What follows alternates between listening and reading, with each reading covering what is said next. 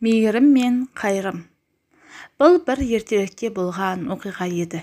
Елімізге алғаш Москвич автокөлігінен кейін Жигулидің алғашқы маркасы ВАЗ-2101-ден келе бастаған кезі.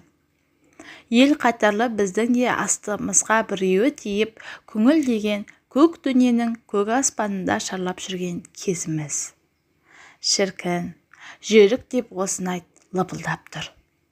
Қараша мейрамының қарсаңында сенбі жексенбіге қарай өзім жұмыс істеп жүрген Тарбағатайдың ақжарынан туған жер Марқаға жұмыстан кейін тартып отырдым. Жанымда келіншегім мен 2 балам бар. Көңіл қошы көтеріңкі. Артта қалған ақшулан шаңға тоғайып, өзімше өлең құрап ән сап қоямын. Әп-сәтте зайсан асып, қара ертістің көпіріне кеп қалғанымды байқамай қалыппын. Боранға қарай бұрылатын жерде мәшіне меңдуана жеген сиырдай шиқалақтай бастады. Жолдың шетіне қарай ығысып тоқтай қысылсам, артқы дөңгелегінің желі сыздықтап шығап барады. Қалжырды қуалай соғатын қарашаның қара желі қара ертістегі тал-дарақты шулатып ызғарлы соғып тұр. Суығы өңменіңнен өтеді. Жылдамдатып қосалқы дөңгелекті сала қояйын деп жүк салғышты ашып, көтергішті іздесе, жоқ екен. Қапат деген-ай, кеше көрші Қалибай сығыр алып, қайта келгенде гараждың бұрышына қоя салып, сол күйі ұмытып кетіппін. Енді басқа амал жоқ, не әрі, не бері өтетін көлікті тоқтатып көмек сұрау. Ала күйеуім шақ жол сорабына сіңген сайын түннің қара жолағы көбейе түсіп қорқыныш ұялатады. Әрі беріден кейін Алтайдың сілбір жаңбыры басталып, артынан қар ұшқандай бастады. Қар жолдың бойында тұрғаным дәтке қуат, бакта бензин толық. Осы екеуі көңілге дем бергенде. Анда-сонда бір тамызып қойып салонды жылтып қоям. Алдаусыратып магнитофонды қосқан боламын, әйтеуір. 2 балапаным күңк еткен жоқ. Ұйқы құшағында. Өзім де қалғып шұлғып отырғанмын. Бір заматта айнаға қарап қалсам, жалғыз көзді жарық шеңгелді жағынан ұрып келе жатыр екен. Атып шығып тоқтаттым. Тоқтаттым дегенім бос сөз. Пұшаймен күйге қол көтергенім рас. Жаныма кеп тоқтай салды. 2 аяқты мотоциклге мінген адамның кигені күпәйке, сыртында сулық, күлпарасын касканың сыртынан майлықтата киген құлағына шамамның келгенше айтып жатырмын. Дүрілдеген жел мен мотоциклдің дауысы ештеңе естіртпейді. Ол да бірдеңе деген сияқты болды, мен бірақ естімедім. Көлігіне газды мейлінше қатырақ басып, дар еткізді де кетіп қалды.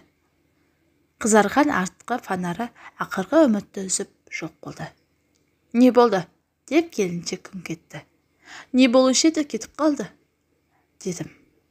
Жүргем сыр берді ме, әлде қажыдым ба, қалғып бара жатыр екем. Әлгі жалғыз жарық жаныма келіп тоқтай қалғанда кабинадан атып шықтым. Мөлшері жарты сағат болғандай. Бейтаныс кісі қолында домкраты бар машинаны көтеріп жіберіп, доңғалағымды әп-сәтте салып берді. Қолы да епті екен. Жарылған дөңгелегімді жүк салғыштағы орнына салғанымша, қолындағы домкратты мен кілтті қолыма ұстатты да, мынау саған подарка, жолың болсын жолаушы, деп мотоциклін оталдырып алды да ұзай берді.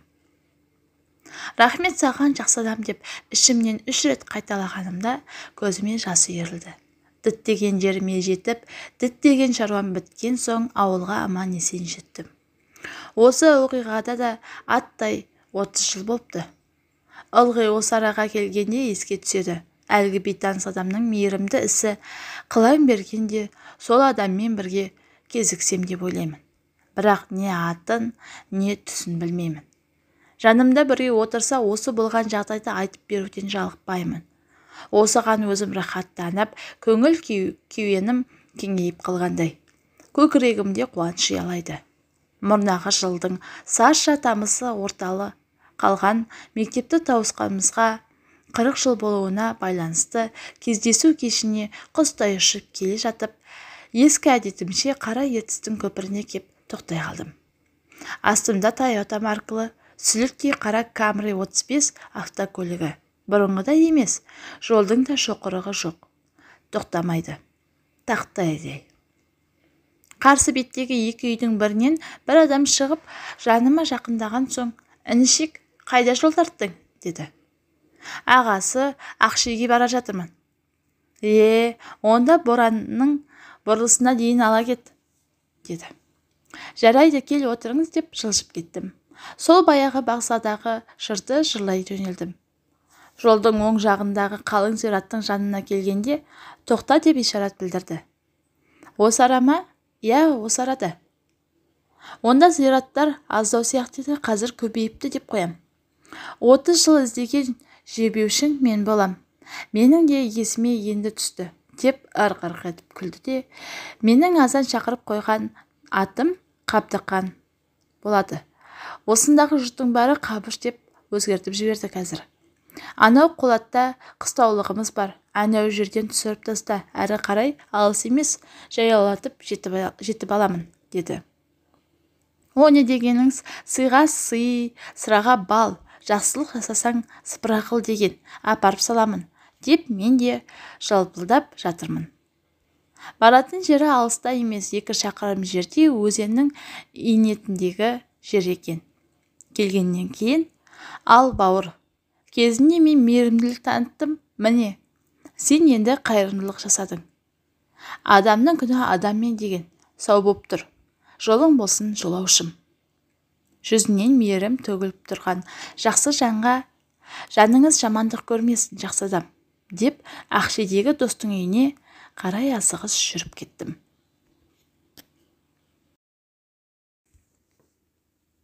Өмірде болған оқиға асыраушы. «Мама, мен ертең мектепке барғым келіп отырған жоқ. Бәрібір дұрыс сабақ болмайды. Әдебиеттен беретін апай тапсырма береді де соткасын шұқылап отырып алады. Берген тапсырмасын жазбағанын да тексермейді. Ал тарих сабағы мүлдем қызықсыз, оқығында келмейді», дейді. «Қой, о не болғаның балам? Олай етпа», деді мамасы. Мамасының күңкіліне құлақ аспаған Ерлан тез киінді де сыртқа шығып кетті. Ерлан биыл 9 бітіреді. Соңғы кезде өскенде кім боламын, не жұмыс істеймін, заман қалай болмақ деген сияқты сұрақтар мазалайтынды шығарды. Жалғыз ер бала болғасын ба, әке шешесі бетінен қақпай өсірді. Бірақ онымен ол тентек болып кеткен жоқ. Керісінше, жасына тән емес сұрақтарға жауап іздейтін ойшыл болып өсті. Айтпашы, жасына тән емес сұрақтар деген қазіргі уақыттағы елде болып жатқан оқиғалар, халықтың хал ахуалдары мен ерекше ойландыратын, соған жауап іздейтінді шығарды. Шынында Ерланның үйі молшылық дегенің не екенін білмейтін еді. Әкесі шопыр, мамасы жұмыс істемейді. Әйтеуір ес білгелі аурудан шықпайды. Ескі бір бөлмелі жұпыны пәтерде өмір сүріп жатыр. Әкесінің тапқаны тамақтарынан артылмайды. Кейде соның кесірінен үйде айқайда шығып кетеді. «Осы үйдің еркегі сен бе, мен бе?» деген мамасының айқайы жиі құлақты жаратын болып жүр. Сыныптасы Абай үлкен 2 қабатты коттеджде тұрады. Папасы сабаққа джиппен әкеледі. Абайдың қалтасы тиын-тебеннен құрғамайды. Осы 2 жағдайды салыстырып, айырмашылығын себебін іздейді. Неге? 9-ды бітірсем міндетті түрде жұмысқа тұрамын, колледжге түсемін, ақша тауып, 3 қарындасымды оқытамын, пәтерімізді кеңейтемін, деп қиялға шомып кеткен Ерлан жаяу жүргінші өтетін жолаққа таяп қалғандай бір ақсиық байқайды. Соңғы кезде Ақтаудың көшесі көлікке тым толып кетті ме, көше тар ма, әйтеуір байқамасаң басып кетулері қиын емес. Кішкентай күнінде 2-ші сыныпта оқып жүргенде балдардан асық ұтып алып жинап балаларға сататын. Сөйтіп тиын жинап үйге нан сатып әкелетін. Мамасы айналып толғанып отырған асыраушы менің, дейді. Ерлан шын мәнінде есеюге қатты асығуды, тезірек өз қолы өз аузына жетіп, әке шешесін, қарындастарын қиыншылықтан құтқарғысы келетін. Әсіресе былтыр 1 қыркүйекте киім сөмке алатын, қағаз құрал алатын ақшалар жетпей қиналғандары естен кетер емес. Папалары 10 шақты күн ауырып жатып қалып, дұрыс ақша шықпаған. Бір мейірімді жандар көмек көрсетіп, барлық қажетті оқу құралдарын алып берген болатын. Сондағы бала жүрегі қатайып, өзіне берген серті бар. Ол серті үлкен жұмысқа кіріп, ақшаны көп табатын бастық болу, немесе Абайдың папасындай кәсіпкер болу еді. Оның бірден бір жолы сабақты жақсы оқып, жоғарыға оқуға түсу керек екенін бала жүрегі қанша сезсе де, қазіргі білім деңгейінің төмендігі іштей тежей беретін. Негізінде Ерлан өте зейінді бала, бірақ қырсық мінезі де жоқ емес. Мектептегі сабақ беретін мұғалімдерге көбінесе көңілі толып көрмепті. Тек математикадан беретін апай ғана ұнайды.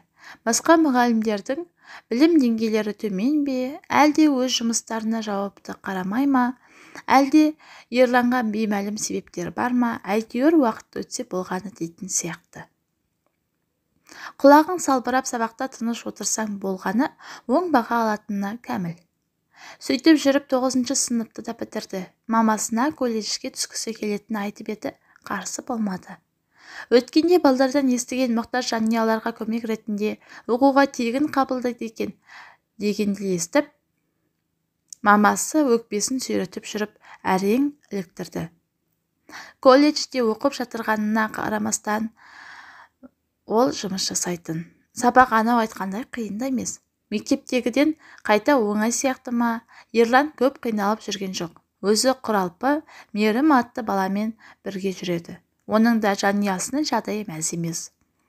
Мұның әйтеуір әкесі бар ғой, азды көпті ақша тауып жүрген. Ал оның әкесі қайтыс болған. Жалғыз шешесі жұмыс жасап, зыр жүгіріп, 3 баласын асырауда. Мейірім, мен кеше балалардан естігем. Той болатын мейрамханаларда біз сияқты балаларға уақытша жұмыс жасауға рұқсат етеді екен. Бір той атқарсаң 3000 теңге. Ақшасы тым аз екен. Оның үстіне түнгі сағат 3-ке дейін жүретініңді айтсаңшы, деп күрсінді Мейірім. Жоқтан жақсы ғой, істеп көрсе қайтеді. Осылайша келіскен екеуі демалыс сайын мейрамханаларда жұмыс жасап жүрді. Ерлан күндегісінше сабақтан келсе, есік алды абыр-сабыр. Біреулер киіз үй тігіп жатыр. Баласы келді деп сыбырлайды біреулері. Жүрегі бірдемені сезгенде қатты соғып кетті. Ойына мұрсатта келгені, соңғы кезде шешесінің ауруы кенеттен меңдеп жатып қалған еді.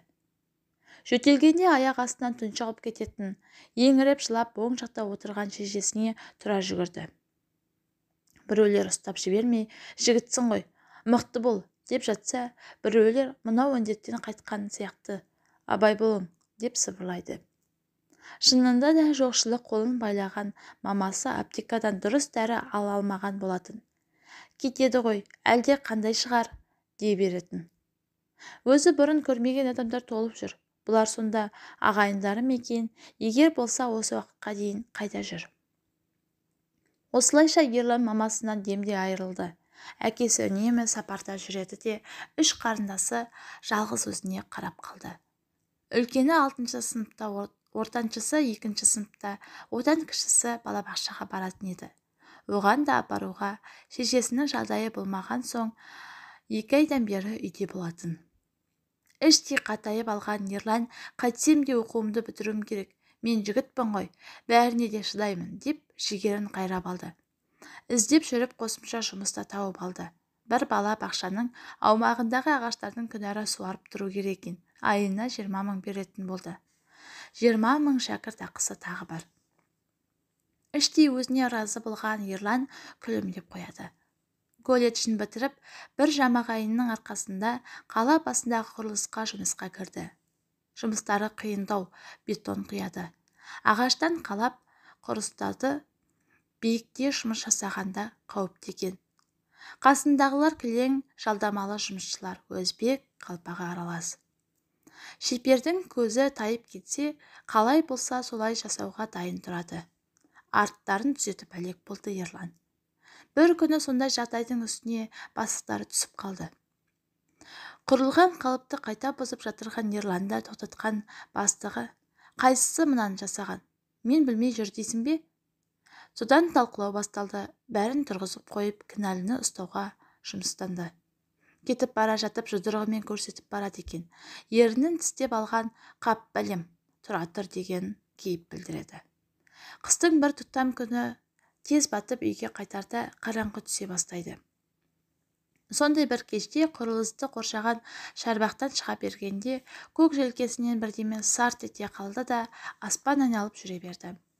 Көзін ашса, аурухананың бөлмесінде жатыр екен. Сөйтсе сағат 9-дарда жұмысқа келе жатырған қарауыл көріп қалыпты.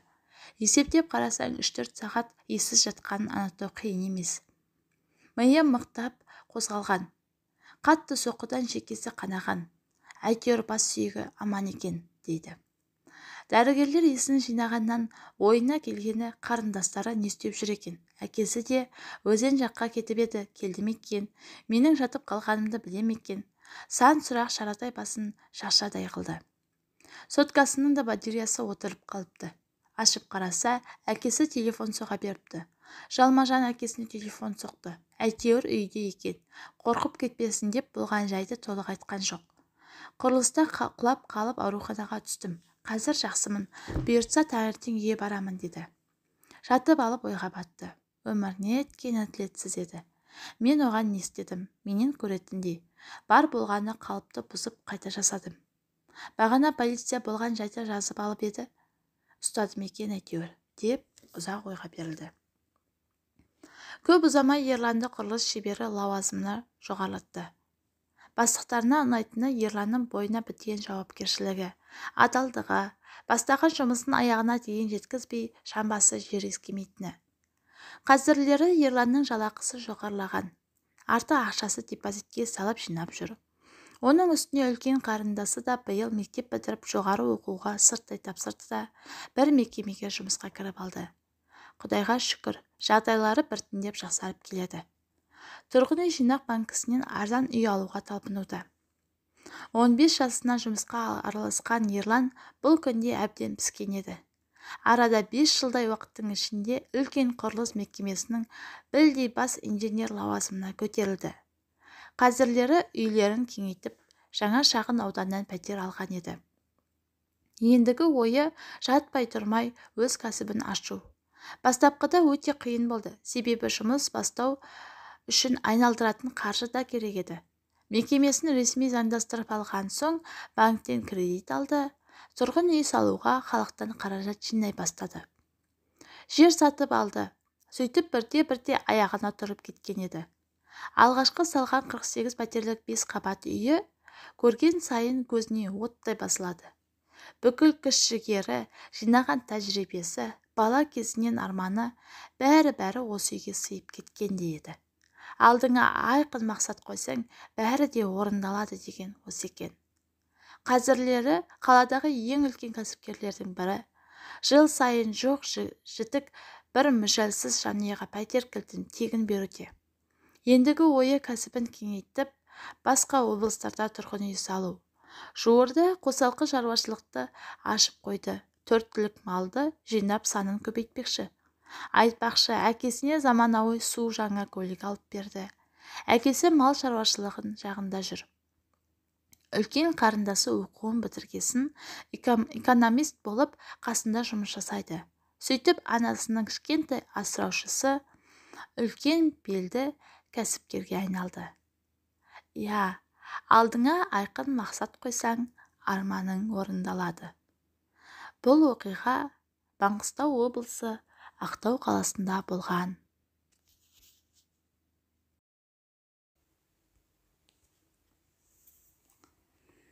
Өмірде болған оқиға. Біз отбасында 3 баламыз. Ағам және мен, қарындасым.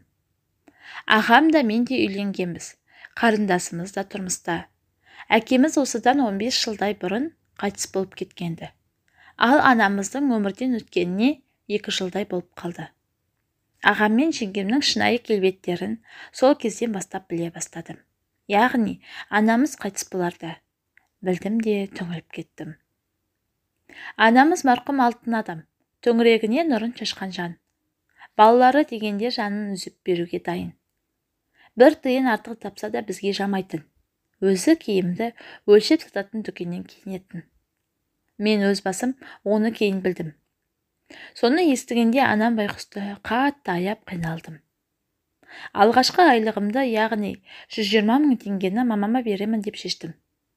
Әңгімені осыдан бастайын. Анам ағамның үйінде тұрып жатты. Таңертең ерте жұмысқа асығып бара жатқан бетте, жолай ағамның үйіне соғып, мамамның қолына 120 мың теңгені санап беріп кеттім. Мама, базарға барып осы ақшаның барлығына киім ал, дедім де кетіп қалдым. Сөйтсем, мен кетісімен ағам менің қарыздарым көп еді деп жыланса керек. Мамам ақшаны соған бере салыпты. Ағамның да, жеңгемнің де табыстары жаман емес негізі. Сол ақшаға қарап қалған несі екен түсінбедім. Жыным келді, бірақ не істерсің? Анам өзі солай деп дұрыс деп шешсе. Анам жарты жылға жуық уақыт науқастанып, ауыр дерттен көз жұмды. Бар ауыртпалықты өз мойныма алдым. Үйге алып кетіп, өзім бағып қақтым. Күні-түні күзетіп, аузына су тамызып отырдым. Қарындасым шамасы келгенше көмектесіп жүрді. Балалары кішкентай болғандықтан көп мүмкіндігі болмады. Күйеу балам да қарап қалмады, өзінше қол ұшын берді. Әйеліме де алғысым шексіз. Өз анасындай күтті. Ал ағам мен жеңгемнің қылықтарын жаға ұстадым. Жеңгемді жарайды. Өзінің туған анасы болмаған соң жанына батпаған шығар. Ал ағамызды түсінбедім. Тұңғышымыз деп әке-шешеміз ұлыны көкке көтерді емес пе? Тәуірін соған кигізіп, соны оқытқан болатын. Бауырларың ғой, осы оқысын, кейін сендерге қарайласатын болады, деуші еді. Қарайластар не? Анам ауырып жатқанда ақшадан қатты қиналдым, яғни ем-домына. Сөйтіп несие алдым, бірақ ешкімге алақан жаймадым. Біреуге өтірік, біреуге шын. Ағам 5 мың теңге берді де сонымен қойды. Тіпті ауырып жатқанда келіп, халін сұрауға әрең уақыт табатын. Сонымен не керек, анамды мәңгілік сапарға шығарып салдық. Сағындық, үмітсіз шайтан. Аман алып қаламын ба деп әбден тыраштандым. Туыстарымыз, болды, анда тасып, мында тасып мазалама, тыныш жатсын, дегендерін тыңдамадым. Шетелге апармасам да осы Алматының барлық жеріне қаратып шықтым. Тіпті дәрігерлер де бастарын шайқайтын. Соған қарамастан бір ғажайып болама деп дәмелендім. Сөйтіп жүргенде көп қаражат жұмсап жібердім. Оған еш өкінбеймін. Бірақ жерлейтін кезде қатты қиналдым. Сөйтіп қарындасымыз үшеуміз теңге етіп ақша жинайық деп ақылдастық. Ойымызды ағамызға айтқандағы түрін көрсеңіздер ғой. Соңғы нанына таласып жатқанымыздай сұрланып кетті. Мен мұндай сұмдықты көрмедім. Менің туған ағам осындай ма деп іште қатты налыдым. Әйтеуір күңкілдеп жүріп, 50 мың теңгесін қалтасынан әрең шығарды. Негізі әйел екеуі де Сауран базарында сауда жасайтын. Табыстары өте жақсы. Бір емес, бірнеше орындарда бар. Анамызды арулап жер қойнына тапсырдық. Көктем жақындағанда енді тасын қояқ деп шештік. Баяғы қарындас екеуміз жүрміз. Ұзақ жырламай қояйын, ағам бір тиын бермеді. Бермегені былай тұрсын, өзімізге айқайлап шықты. Темірмен қошай сал, соған бола ақша шашпай, деп салды. Мұндайға не деуге болады? Білмеймін тіпті. Сөзім жоқ. Қалай болғанда да бауырың ғой, дауласып жатпадық. Бар ақшамызбен анамыздың тасын көтердік. Жуырда менің қызым тұрмысқа шықты. Анамның туыстары, әкем жақтан бауырларым бар. Көпті көрсе көл демекші, біреуден артық, біреуден кем, қыз сату тойын жасадық. Азды көпті құдалықты да атқардық. Ал өзімнің туған бауырым қол үшін бермек түгілі тойға да келмеді. Міне, оның дәл осы қылығы менің жүрегіме қанжар сұққандай болды. Жалғыз қызым тұрмысқа шығып жатқанда ағамның келіп менің қуанышымды бөлісуге жарамағаны жаныма қатты батты. Бұл қызғаныш пе, әлде ақшам шығып кете деп қорққаныма түсіне алмадым. Қызғаныш па дегенім, оның үлкен қызы жолдан бала туып, қазір үйінде отыр. Қолыма қалам алғандағы себебім, туған бауырымның бұрынғылары және осы істегені мені күйзеліске ұшырата жаздады. Мен одан қанша жас кіші болсам да кезінде көп көмектескен. Олар ауылда тұрғанда бар тапқан таянғанымды теңдей етіп бөліп соларға жіберіп отырдым. Одан бөлек $5000 несие алып бердім. Олар оған көлік сатып алды. Оны өзім төледім. Қол аузына жеткенде өзгеріп сала бергені. Негізі мұндай жоқ еді, түсіне алар емеспін. Әйеліме оны осыншама өзгерткен. Әлбетте жасаған жақсылықтарымды бұлдап отырған жоқпын. Ондайдан Құдай сақтасын. Тек ағамның алдында не жазып қойдым екен деген ой мені мазалайды. Қазақта бауыр етің деген жақсы сөз бар ғой. Атанан бауырмалшыл болыңдар. Ешбір жан жеме-жемге келгенде туғанындай болмайды. Бір-біріңді демеп, қайғыны да, қуанышты да бірге бөлісіңдер деп тынбай айтушы еді.